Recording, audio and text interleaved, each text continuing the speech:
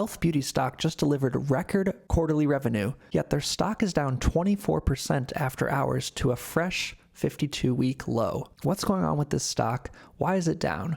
And is it a good buy today? Well, when I first started looking at e.l.f. stock, I was amazed at how quickly the stock had grown. We can see that back in 2022, this stock was trading in the $20 range, and then at its peak in 2024 was trading in the $200 range. So for some investors, this could have been a nice 10-bagger in just a couple of years. Why is that? Well, for one, e.l.f., which stands for eyes, lips, face, is known for selling cheaper cosmetics. So when the economy started going south in, 2023, e.l.f. sales soared because customers were beginning to become a lot more price conscious and were looking for cheaper alternatives to their favorite cosmetic products. So when we look at e.l.f. sales, we can see they really took off starting in 2023. We had some slow and steady growth before, bam, the company just exploded and actually delivered over $1 billion in sales in 2024. So let's fast forward to today. e.l.f. stock is now down significantly off its high in the $200 range and is trading after hours at $67 per share. Well, when we zoom out, we can see that e.l.f. stock started underperforming in about September of 2024. Now, I don't like to get into politics too much on this channel, but in late 2024, there was an announcement of a new presidential candidate in the United States,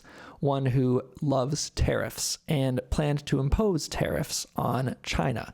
Now, why does this affect e.l.f.? Well, when we look at their responsible sourcing policy on their website, we can see that their products are manufactured primarily in China. So that means all of these cheap, budget-friendly cosmetic products are suddenly going to be a lot less cheap if these increased tariffs do go into effect. So tariff fears may have been what sent the stock down, but now at $68 per share in after hours, despite seeing record revenues this quarter, is e.l.f. stock a buy?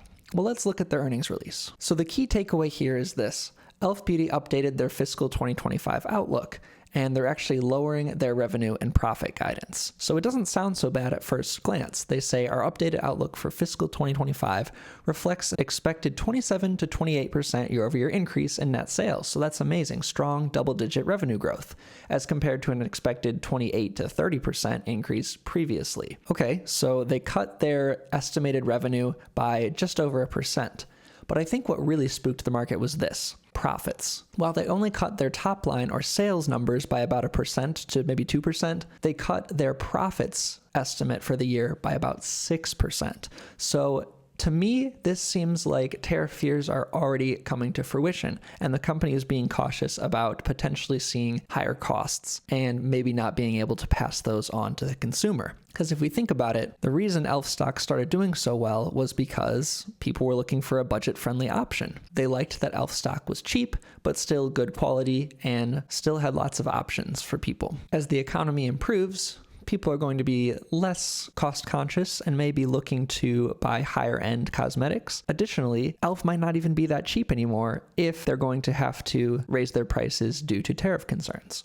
So we have kind of the perfect storm of consumers recovering a little bit from the poor economy and e.l.f. becoming less of a budget brand. So budget brands not being in favor as much, e.l.f. not even being a budget brand anymore, and potentially losing that niche in the market. Now, let's not get ahead of ourselves here. The company is still expecting 27 to 28% revenue growth year over year. This company is not dying, they're not going anywhere, but their growth may be leveling off, and I think that's what we need to keep in mind. So let's analyze e.l.f.'s financials a little bit. This is my growth stock spreadsheet where I analyze growth stocks and rate them based on 4 factors, and those factors are gross margins, analyzed revenues, price to annualized sales, and year-over-year quarterly revenue growth. I use these 4 factors because growth stocks tend to either not be profitable or not be as profitable. So I like to look at a company's gross margin and their sales as opposed to their earnings. But e.l.f. actually is profitable, so we can take a look at their earnings ratios as well. Now for e.l.f., the stock is down 20% after hours, so their market cap might be about 4 when they open. That gives them a valuation on a price to annualized sales basis of 3. Now this is pretty cheap, especially for a company that's growing in the double digits,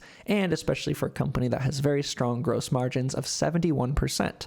Now the first thing I thought is maybe these gross margins are eroding, but that is not the case. When we look at e.l.f.'s income statement from their most recent press release, we can see that their gross profit is still 71% in the most recent quarter. So that has not gone anywhere. They've still been able to maintain strong gross margins. Now the flip side with that, with a company like e.l.f., advertising is very important. They do have some very expensive celebrity partners, and they do advertise a lot. So that means a lot of that gross profit is eaten up by what's called SG&A, or selling, general, and administrative.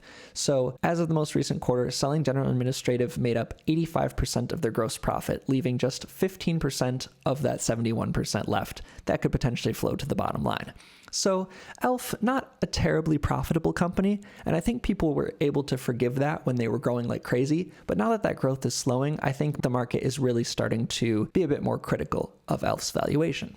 Now, keep in mind, I said the valuation was low on a price to sales basis, but on a PE basis, the stock is still not cheap. Before the drop, it was at about 48 times price to earnings. And if you think about it, the market has an average PE of anywhere from 30 to 35. So even after the drop, this could still potentially not be a cheap stock on a price to earnings basis.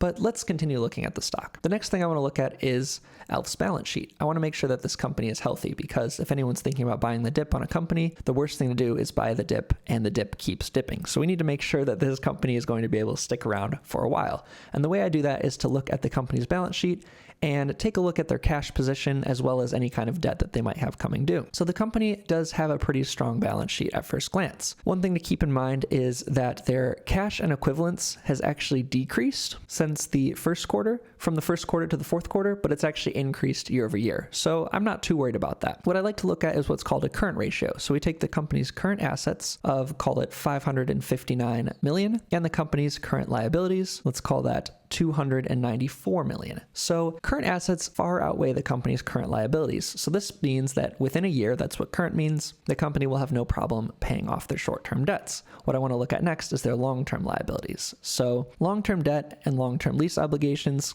are coming in at about $200 million, and that should be no problem for the company because, again, they have such a strong cash position as well as other current assets. So what we see here is a balance sheet that looks pretty good on the surface. We can also see that the company isn't really burning through cash. Their cash balance has stayed pretty much flat over the past year. So for me, e.l.f. Beauty is in no danger of disappearing anytime soon. The next thing I want to look at is, are they maintaining this balance sheet by diluting shareholders? And the answer is kind of, but not really. So this is e.l.f.'s shares outstanding. What we want to see with this graph is for it to go down. However, it's actually going up, but just slightly. So this means that more and more shares are being created over time, which dilutes current shareholders. Let's say someone says, hey, do you want to split this pie with me? And you say, sure, I'm going to get half a pie. And then they say, great. Oh, actually, I'm also going to split it with my other friend, but that's okay, right? You still get one piece of pie. Well, yeah, you still get one piece of pie, but now your piece of pie is a third instead of a half. That's dilution in a nutshell. So this is happening very slowly and very steadily with e.l.f. Is this something to worry about? Probably not, because this is a growth stock, and typically stocks that are growing tend to issue more shares in order to pay their executives, to make acquisitions, things like that. So at the end of the day, I'm not too worried about that. So now, back to the question at hand. e.l.f. Beauty is seeing a massive drop on their earnings report. Is this merited? In my opinion, probably not. I think what we're seeing here is an overreaction from the market. What tends to happen is when a company hits a very high valuation, as e.l.f. did just last year, investors become a little bit skittish and they become very critical. So any kind of bad news will send the stock down. That's because the stock was priced to perfection. When your stock has 10x'd over 2 years, investors are really expecting you to execute. Any kind of misstep will send the stock down. However, what that may present is an opportunity to buy shares of e.l.f. Beauty today. Now, the thing you need to keep in mind are that the tariff issues have not fully been addressed. They may hit harder than people expect, or they may not. It's a big unknown for e.l.f. Beauty. So I think if I were to open a position in e.l.f., I'd definitely make it a small position, and I'd probably use what's called a dollar cost average approach, where you invest a little bit of money at a time and spread out your investment to avoid any kind of market timing risk. Ultimately, what we have here is a company that's still growing at double digits and is still planning on expanding internationally, so that should be able to fuel their growth for the near future. I don't think e.l.f. Beauty is suddenly going to see negative growth or anything like that. They're still quite a popular brand, and they still have their niche. They claim to have only penetrated about 20% of the international market, which implies a long runway of growth in the future. However, this is a pretty competitive landscape. As strong as their brand is, they're going to have a lot of competition in the cosmetics market, so it might not be super easy to expand internationally as they may have hoped. So there's a lot of things to look out for e.l.f. stock. But if you believe, as I do, that this sell-off due to a small guidance cut was overdone, then perhaps this might be a good time to start dollar cost averaging into the stock. As always, this is not financial advice. Let me know your thoughts on e.l.f. stock below. And if you're new to the channel, please subscribe. I like to post stock deep dives whenever something piques my interest. Thanks so much for watching, and I hope you all have a great day.